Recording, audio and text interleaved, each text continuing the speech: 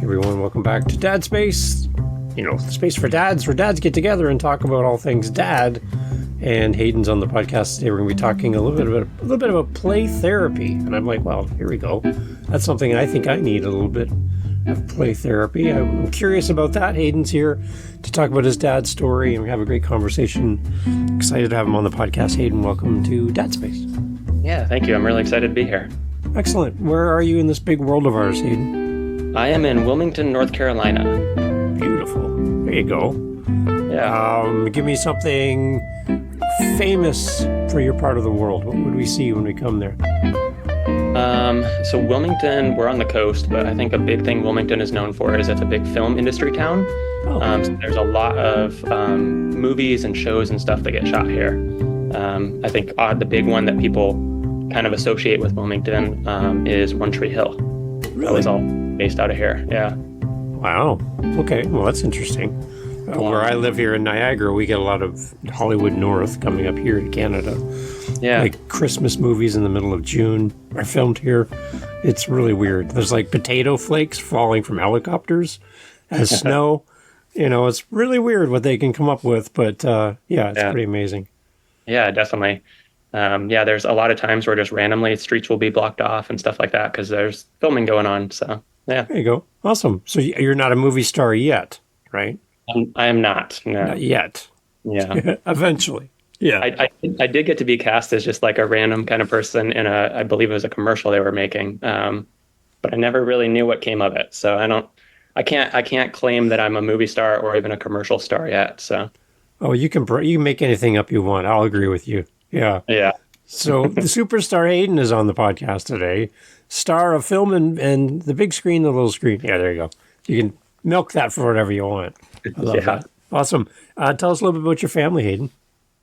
I right now have two kids. They're both under 4. 4 is our oldest.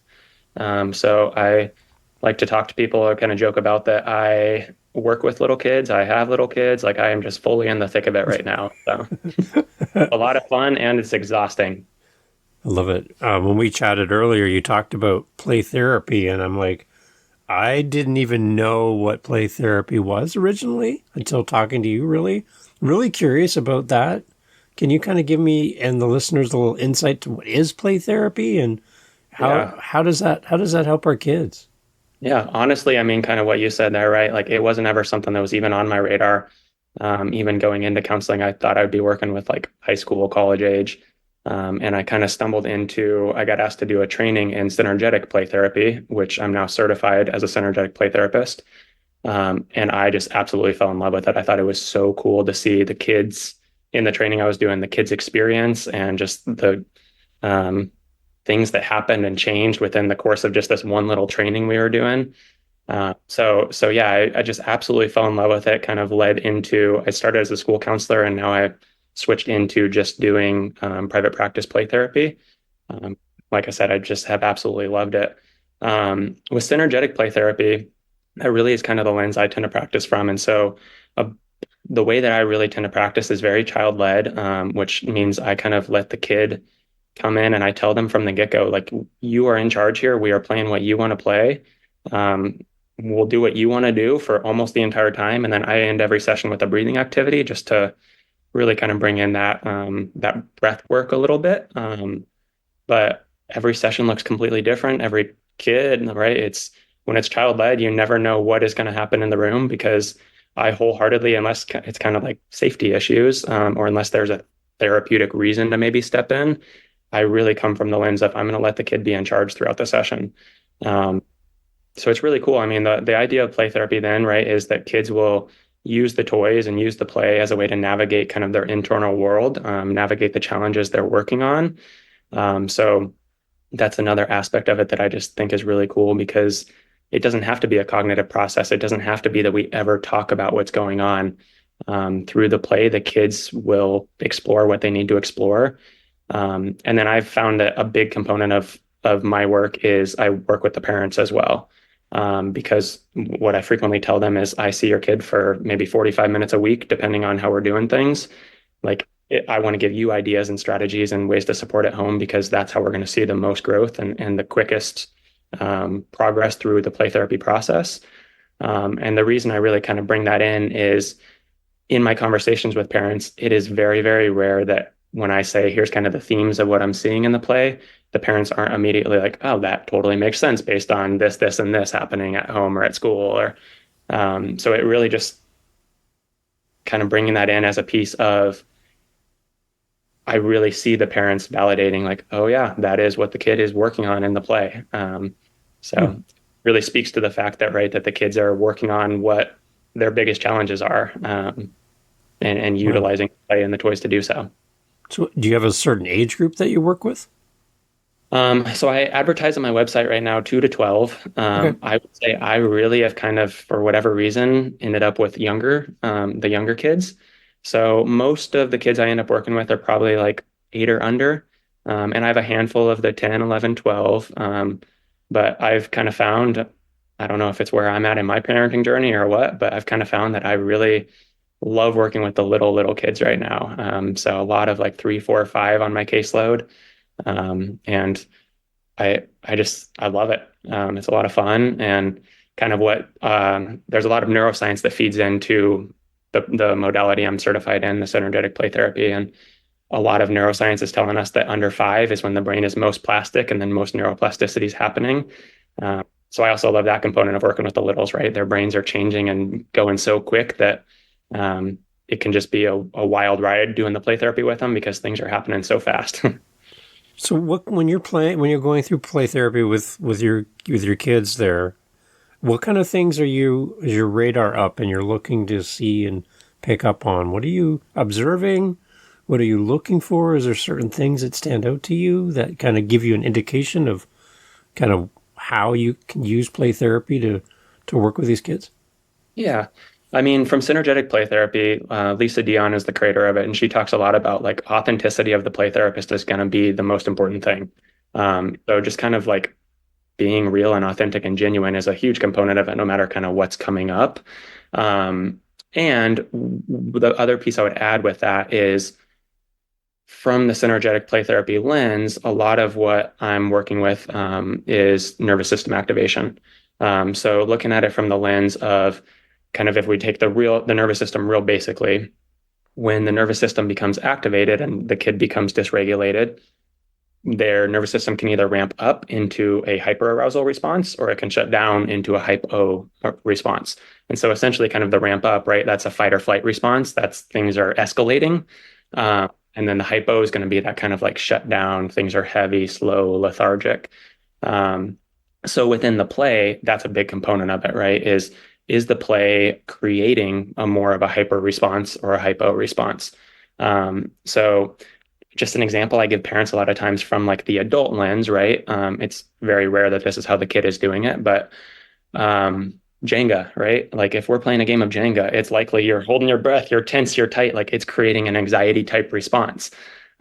And so it's just kind of then navigating that within the play, and kind of opposite side of the spectrum, right? Like we're playing with toys and things are dying and it's really sad. The figurine, like we really liked this one and now it's over there all by itself. Like those kind of things that it's just like heavy and lethargic and really creating that sad feeling.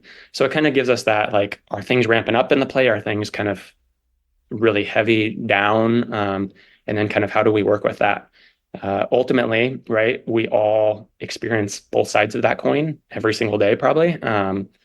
We're in and out of it constantly. And so it's within the play kind of normalizing the experience a little bit, but also then how do we experience it? Like, how do we be with our emotions? How do we be with those states of activation, and navigate them versus just pretending they're not there, right?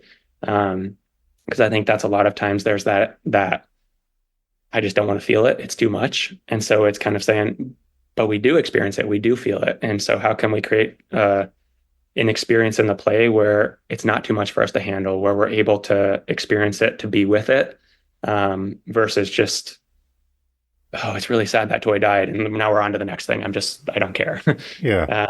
So that's a big piece of what we're doing, is that that nervous system activation, and then working with how do we experience it without it overwhelming us, without it being too much, or the other side of that coin, just shutting down and pretending it's not happening. Yeah. It must be nice for you to actually bring your work home with you, because most of us want to leave our work at the office and be different at home. You get to bring your work home and use all of that knowledge and everything that you do at home with your own kids. So for dads that are listening, who might typically grab a box full of toys, plop it down in front of their kids, and then go watch the baseball game, how can we be better as dads and play with our kids? How can we build off of that and use it as a way to build that bond between us as parents and our kids? Yeah, definitely. I mean, I think I'll start with myself. One of the biggest things I normalize with everybody I'm working with is like, I'm human, right? Like, even though I have all this training, I have all this knowledge, like it's the water that I swim in. I don't do any of this stuff perfectly, right? Like, it's at home. I sometimes just want to check out. I just want to put the toys down and go watch the game. I lose my cool, right? Like those kind of things. And I'm always trying to normalize that for parents, because even knowing all the things, it's helpful. It's very, very helpful to have the grounding of, oh, this is how I want to do it. And it doesn't mean I do it all the time. It doesn't mean I do it half the time, even, probably, honestly. But then kind of like stepping into that, how do dads do this at home, right? Like, one thing that I give a lot of parents is like, it doesn't have to be much. Can you give your kid 5 minutes a day of undivided attention? Like 5 minutes, they're in charge. They get to talk about whatever they want to talk about, play whatever they want to play, and just really like focusing that of phones away, TVs off, like 5 minutes, let's do whatever you want to do. You're in charge. I think even just starting that small can go a long way. And I hear from a lot of parents, I don't know how to play with my kids. Some parents, right, like the type of play is, it's miserable. I don't want to, my kids play an imaginary play and I don't want to play imaginary play, right? Like that kind of thing. And so that's where I'm like, even if it's just 5 minutes of whatever feels important to you, I'm going to make that important to me. That can be a great place to start. Otherwise, like if it does feel like something you can do and you're like, yeah, I'm going to jump into this, what I said earlier, right? Authenticity, just be authentic and have fun with it. Be playful, be silly. That's one of the biggest things I would say as a play therapist I try to do at home is when I'm engaged in the play, I just try to be playful and silly and have fun. Take the pressure off of it. Like your kid is wanting to just play with them. Doesn't have to be overthought or anything like that. Yeah. And I guess the other part of it too would be just know your kids, right? Because you might have, like I have 3 children, they're all adults now, but when they were little, they all played differently. They didn't all play the same. So being rough and tumble with all 3, some of them didn't work for them. They were looking for something different from me as a dad. So you have to adjust.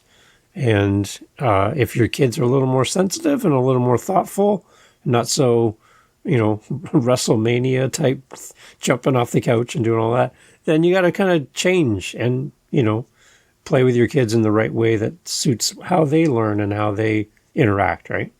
Definitely. And I think it can be really hard to do in the moment. And if you can just follow their lead, right, they're going to tell you how they want to play. It can be really hard in the moment because we have kind of what we want to do, right? Or we have like, oh, I'm trying to connect with my kid, but I'm trying to connect with them in the way I know how to connect. And so that's where I like the idea of starting really small. Can you start really small and connect with them where they're at, what they want to do? Because even if it is just that little brief moment, like that goes a long ways of just that message being sent of, oh, you're trying to get what feels important to me. And exactly what you just said, right? That being different, like each kid being different in how they play or what they want to play. Yeah. If you can try to meet them there, that's, even if it's just that little glimpse like that, that's a great place to start. Yeah, I love that. What are some of the common questions you get from parents as you're working with them and with their kids? There must be some common threads that kind of come up in conversation. Yeah. I mean, I think a big thing is, and I absolutely love this, I hear from parents a lot of times in the intake call, just a desire for, how do I support my kid? When their kid's coming in and it's reached that level where they're reaching out for play therapy, whatever level that is for each individual family, I hear a lot of times like, I want support too. Like, I don't want to just drop my kid in play therapy. I want to know, how do I support my kid? What are ways that I can respond when they're melting down, when it's a level 10 tantrum, right? Um, and I love that because I feel like there's times and there's instances where I'm taking my kid to therapy, just quote unquote fix them, right? And there's no realization of, I can adjust what I'm doing, and that's going to impact the relationship as well, or impact their behaviors. And so I love when I hear that from parents, the idea of, how do I support my kid? And it's going to be very individualized, right? Because it's going to depend on exactly what's going on. And even within that, it's going to be individualized within the instance, right? Like, this something that works for you in one meltdown isn't going to work in the next meltdown. There's a high chance that it's not going to work because it's a completely different environment. It's a different situation. So it really is kind of like an ebb and flow. And what I try to do within that is give parents ideas and just say, like, nothing I ever give you is a script or a do it this way. It's hey, when you're able to recall this in the moment, and that's a big if there, right? Because when our kids are escalated, there's a good chance we're probably escalated too. So in those moments when you're able to stop and connect and be like, okay, I'm going to try something different. Here's ideas. Here's things you might be able to do in that moment. So, I mean, there's a whole plethora of ways we can get into that, but that's a big question I hear over and over and over again. And that's really driving where I like to work with parents, right? Like, I want to give you those ideas. I want to give you those strategies, and give you the opportunity to be able to support your kid at home versus your kid's only getting this little snippet in play therapy. So that's a big question I hear. I think beyond that, it's not so much questions, but I also get I find myself doing a lot of normalization, a lot of maybe perception shifts. Obviously, there's some things that are developmentally appropriate, right? And there's that piece of, is this developmentally appropriate? And then even sometimes with parents, it's the behavior or the response or whatever is maybe above and beyond the developmental appropriateness a little bit. And beyond that, there's just the perception shift of, like, this is a human you're interacting with, right? And, some of those things, like we see on social media all the time, you're allowed to have bad days, so why isn't your kid allowed to have a bad day? That type of thing. But also, an example that comes to mind here, right, is a lot of times we ask kids to drop everything and just move from what they're doing into something else. And the example I give parents is, like, if I'm watching the game and my partner comes up and is like, hey, shut that off right now, I need you to take the trash out. I'm like, there's 30 seconds left. Can I finish what I'm doing? This feels really important to me. A little bit of a perception shift of, like, if your kid's on a coloring sheet, like, that feels really important. Can you work with them? Can you compromise and be like, I get this feels really important. How about if we have 2 more minutes for you to finish and then we'll go do this?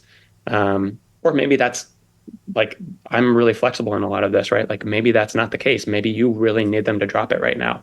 But how can you phrase that in a way that's not just like, I'm ripping this out of your hand, and I get this feels really important to you, and we really have to go right now. Can we give you 5 minutes to finish it when we come home? Like, something like that, right?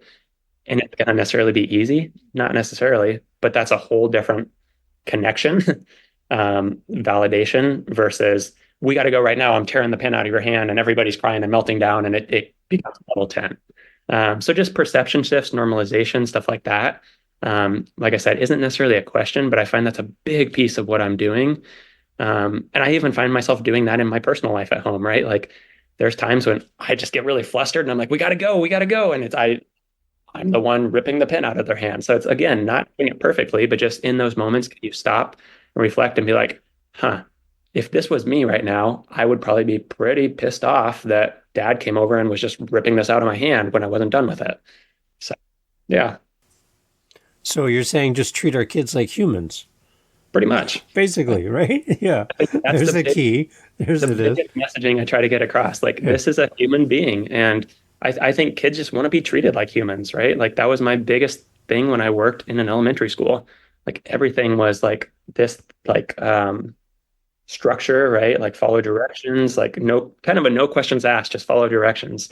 And we expect that from kids a lot of times. And, like, how would we feel if that was expected of us for all the time? Like, I mean, I think that's my biggest thing, if I can get across to parents everywhere working as a child therapist, is like, kids are humans, right? They're little humans. Maybe they need some direction, they need some boundaries, all these things. And can you find a way to treat them like a human within that? It's not that you don't need to set boundaries. It's not that you don't need to hold boundaries, but how can you make them feel important, like they have some autonomy over themselves, maybe in control of their lives a little bit, while saying, here's the boundaries I need all that to fall within.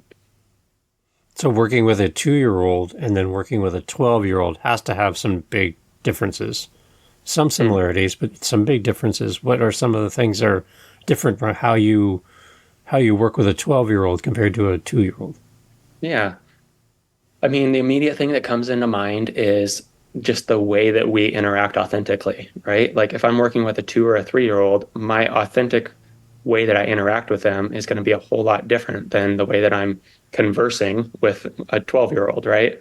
And so I think that authentic response, just being different, is going to be a big one with that, right? And in the play therapy room, or even as an adult interacting with kids, my own kids at school, whatever it might be, right?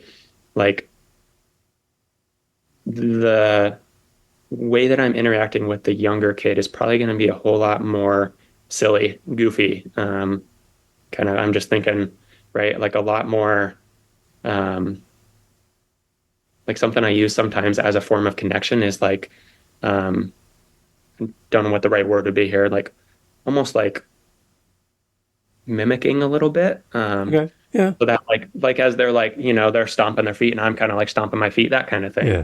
If I do that with a 12-year-old, they're going to get probably pretty mad at me about like that whole stop copying me. Yeah. This It's a is little ridiculous. weird. Yeah. What are you doing here? Yeah. Exactly. So it's going to be just a different way of interacting. And I think we already authentically do that, right? Like I don't know that that's something that I feel like is so much a teaching to parents, because you understand already that you interact differently with a 12-year-old than a 3-year-old, at least from the one direction, right? And as I'm saying, thinking back the other way, sometimes I think we forget when we're talking to a 3-year-old that we're talking to a 3-year-old.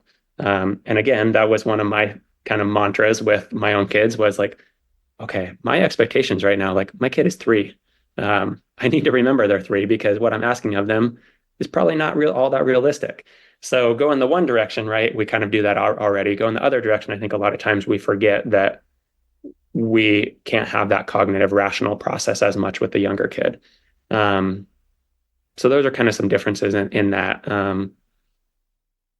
Yeah, I mean, I think as I was saying that, just something of trusting yourself a little bit too. I mentioned kind of the authentic response and just being authentic and genuine. And in my own parenting journey and talking with a lot of parents, right? Like there's a lot of not trusting yourself. I should be doing it a certain way. I'm failing at the way I'm doing it, like those kind of things. And so just being able to like check in with yourself and be okay with the way you're doing it. Obviously the words aren't coming out smoothly right now, but just kind of like trusting yourself in that, how you're doing it. Not second guessing yourself, not thinking like I should be doing it this way. I mean, that's something I try to balance, right? When I'm doing like social media posts or things like that, is I want to share this information and I never want someone to feel like they're failing because they're not doing it this way. I've heard it kind of phrased before of like, all of this is suggestions. Like it's all suggestions and it's information about why maybe we try to do it this way. And ultimately, like, I mean, I give you an example. I've had parents come back to me and they're like, so I tried doing it the way that you kind of told me to do it. And my kid was like, why are you doing that? And it was this kind of like, my parents never acted like that before, like that.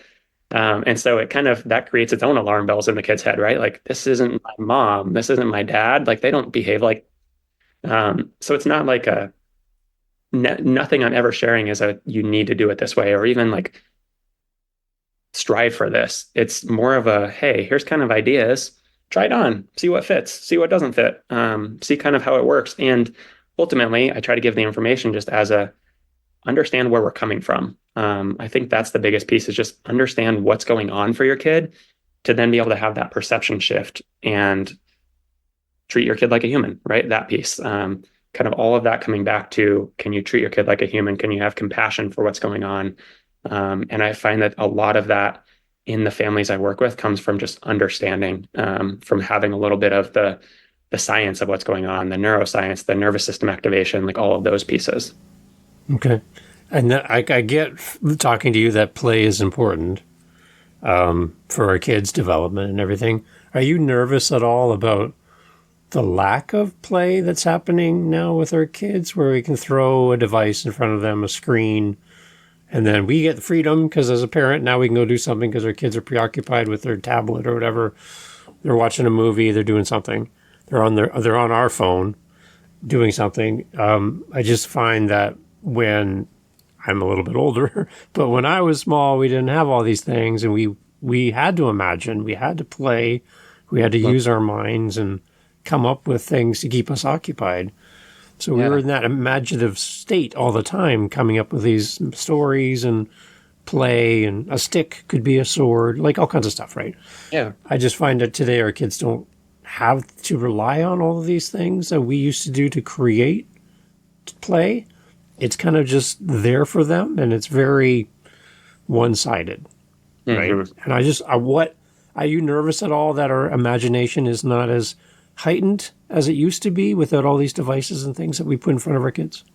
Yeah, I mean, I think ultimately when I think of technology, it is almost like the opportunity cost, right? And so like when I've done research and stuff into that realm, what I kind of came across was the idea of it's replacing them doing something else. And so it's like, I don't think it's a bad thing. My kids, I let them watch TV. Like we're not at like the tablet phase or anything yet, but just the idea and the recognition that it's replacing something. And so that kind of idea, right? Like for me with little kids, it's when they're watching TV, they probably aren't like practicing their physical movements, their motor movements. They're not like, it's one-sided, like you said, right? Like they're listening, but they're not talking. So like just those pieces of like, it's a trade-off. I think I'm not someone who is so much again, like when we talk about play, video games are a form of play. It just is a very different form of play, right? It's very different than what previous generations have had.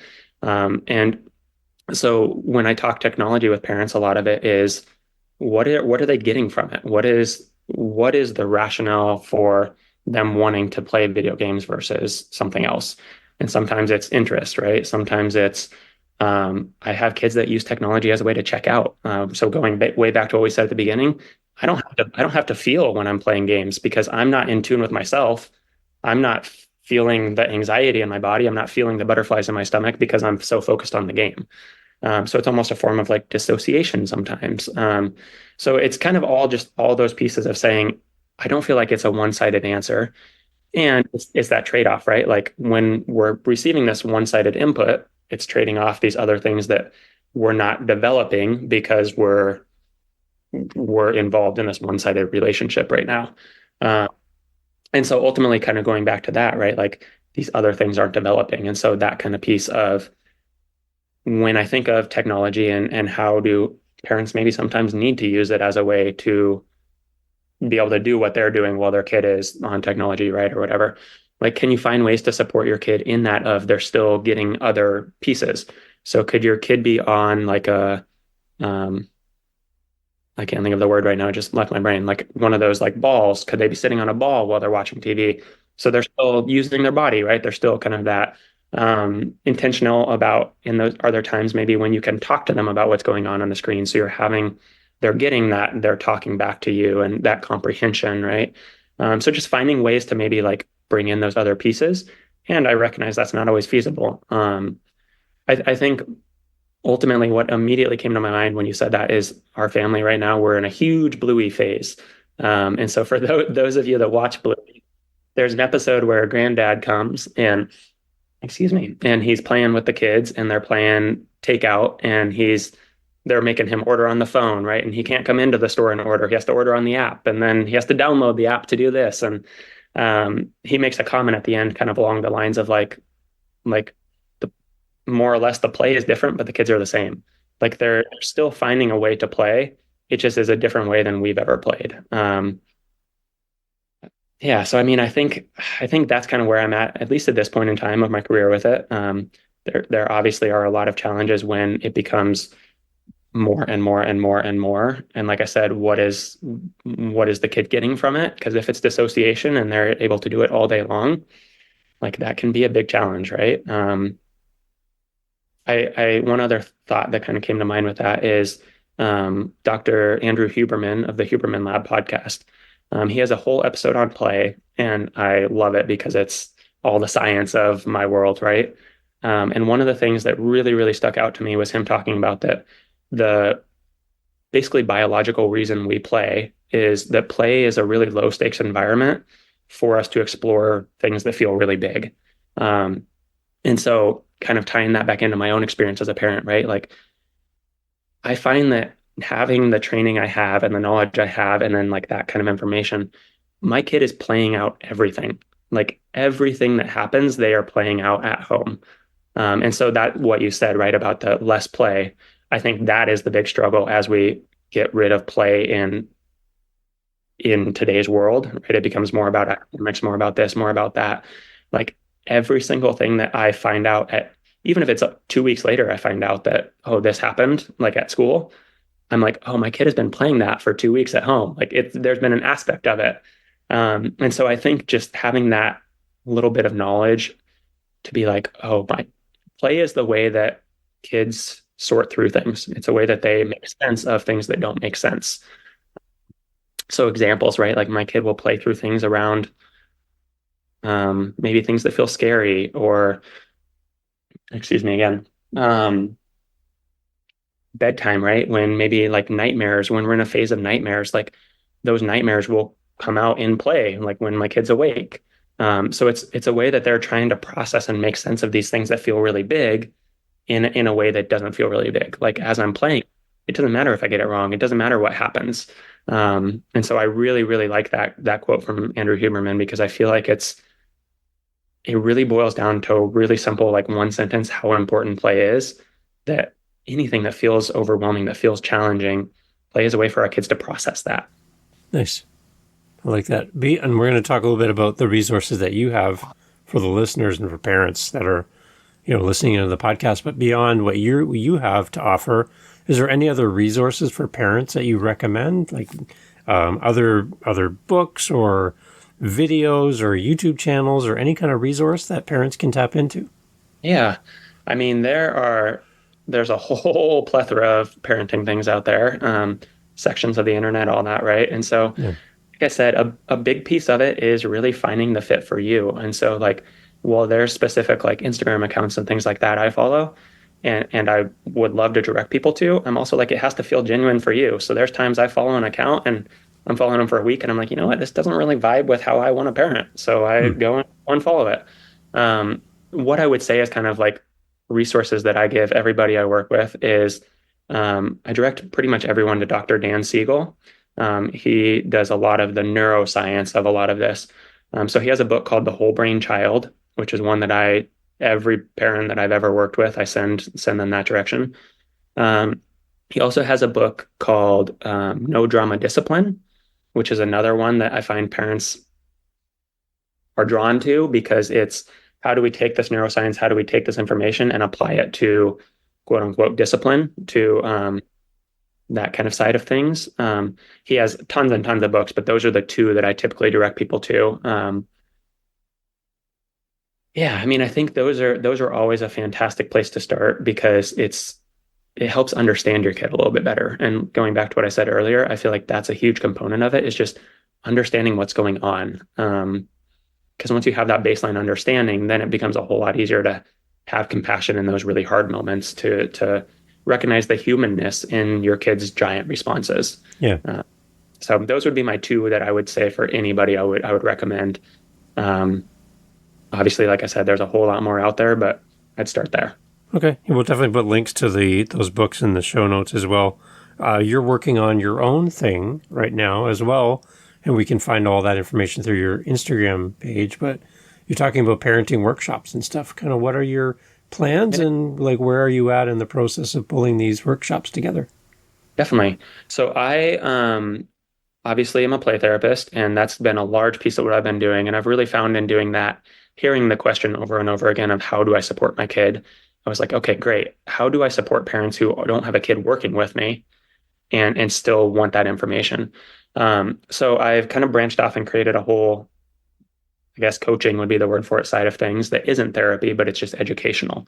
Um, so in that right now, what I'm doing is I've created some workshops. I'm calling it Make It Make Sense, with the idea of how do we make sense of what's going on for our kid.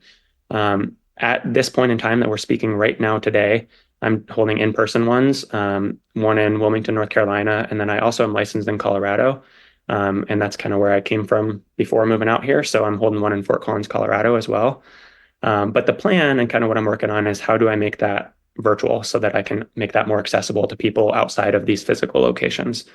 Um, so that is kind of the big thing I'm working on right now is this parenting workshop and trying to bring some of this information into one workshop where we can kind of really work through it. It's all kind of ebb and flow. I'm still creating it, but I'm really trying to make them personal as well. And so in these physical location ones, I'm keeping the group sizes pretty small from the lens of I want people to feel free to ask questions, to maybe send me before the conversation specific things they might want addressed, and really trying to tailor it to how can I make this most helpful to the people that are in it. So like I said, going virtual, I'm still kind of working on how that might look and how I might put it out there. But that's something I'm always striving to do is how can I answer specific questions for you versus it just being this recording that here's the information and now just apply it on your own. Yeah, so that's my big thing I have going right now beyond my play therapy is I'm putting together these parenting workshops as well. Nice. And we can access that through your Instagram page. Where are we going for your Instagram? So my Instagram is Low Tide Play Therapist. And from that, I like to direct people there because I can link to everything out of there. So obviously the link in bio feature on Instagram, you can link to my coaching side of things, my therapy side of things, all that stuff. But my websites are also pretty simple as well. I have lowtideplaytherapy.com and lowtidecoaching.com. So the coaching one is going to be educational for adults. The play therapy is going to be play therapy services for kids. Awesome. And how does low tide fit into all this conversation? Yeah. So low tide, when I was starting my practice, I was kind of thinking about how I wanted to make a name. And I found that being in Wilmington and near the ocean, I was really feeling a draw to make it some tie into the ocean. And I kind of was playing with different ideas. I had some ideas bouncing around in my head. And the day that low tide kind of came into my head, we actually took, at that point, we had one kid, and we took them to the beach, and it was low tide in the afternoon. And at this point, my daughter would have been 2. And so, not big enough to really get in the waves and the ocean and all that. And the way the tide was out, there were tide pools all along the sand, and it was just fantastic. It was that exact what I said about Dr. Huberman's quote of it was a low stakes environment for her to be able to play. Like she could play in the ocean without it feeling too big, too overwhelming, too scary. And so I just immediately knew that that was the answer because that's what I'm trying to do in the play therapy, right? Is create a space where we can explore things like the ocean that feel really big and overwhelming and scary in a way that it doesn't feel overwhelming and scary. So that name just kind of all came together based on the way the day shook out. And I knew at that moment that that was what I wanted it to be. That is really smart. I love how you tied that all together. That was really good.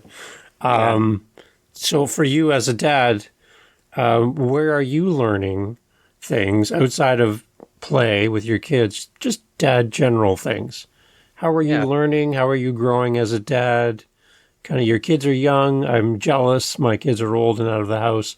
What kind of things are there to help you to be a better dad at home? Yeah. That's a great question. From my side of things, I feel like is my professional growth.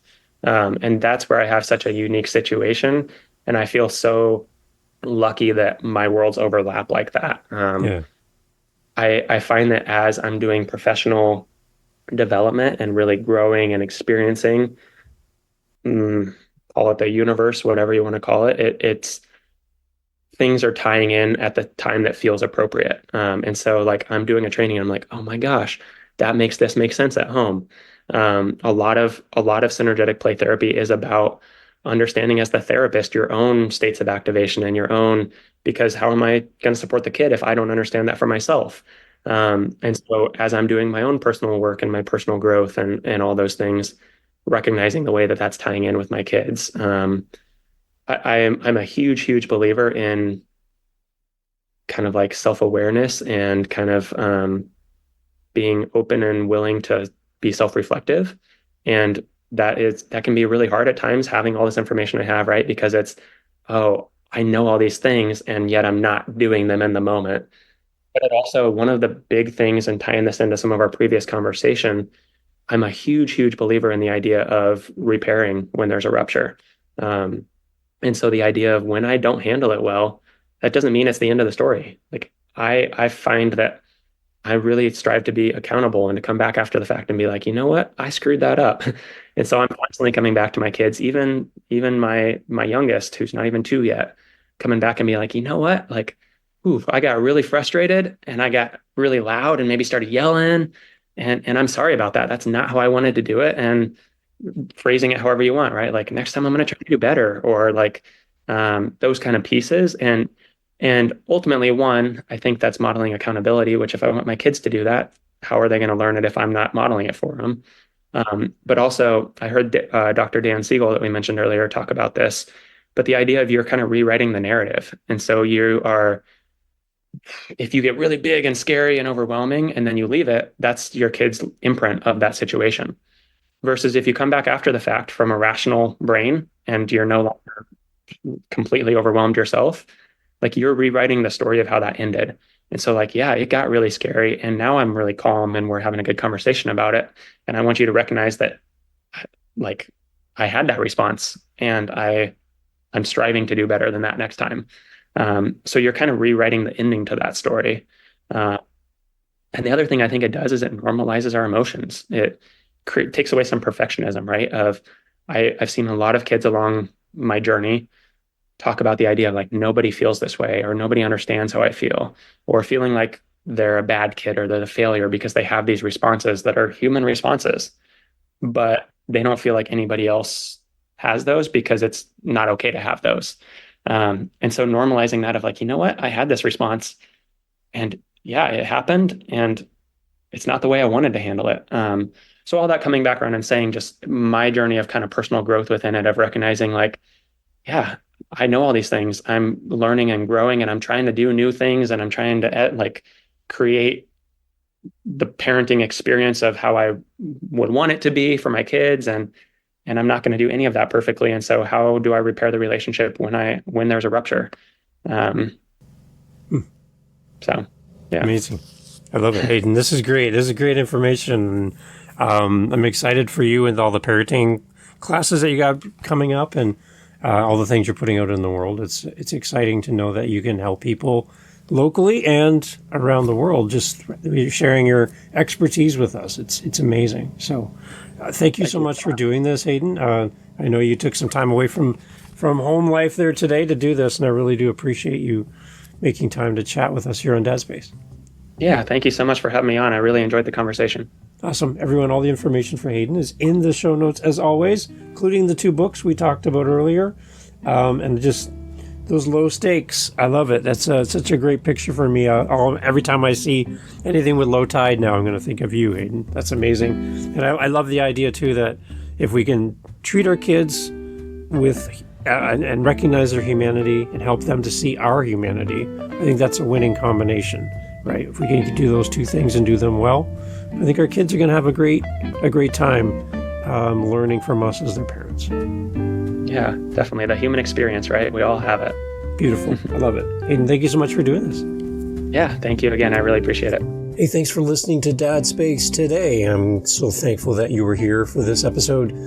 If you like the show, please let another dad know. Hey, that kind of rhymed. Anyways, share the episode out with somebody in your circle who would love Dad Space. That means so much to us here, for our guests who donate their time to be on the show, and we just want to see this grow. So, again, another rhyme. Oh, wow. Anyhow, I think I need to write a song or something. Thank you for being here with Dad Space. And again, looking forward to the next episode. Look forward to having you here again with us. And if we can help you in any way, if you have a great guest idea for the show, a topic that you would love us to cover, we would love to do that here on Dad Space. So thanks for listening, and thanks for being part of the community. And to you, Dad, thank you for listening, and thank you for sharing Dad Space. Catch you on the next one. Take care.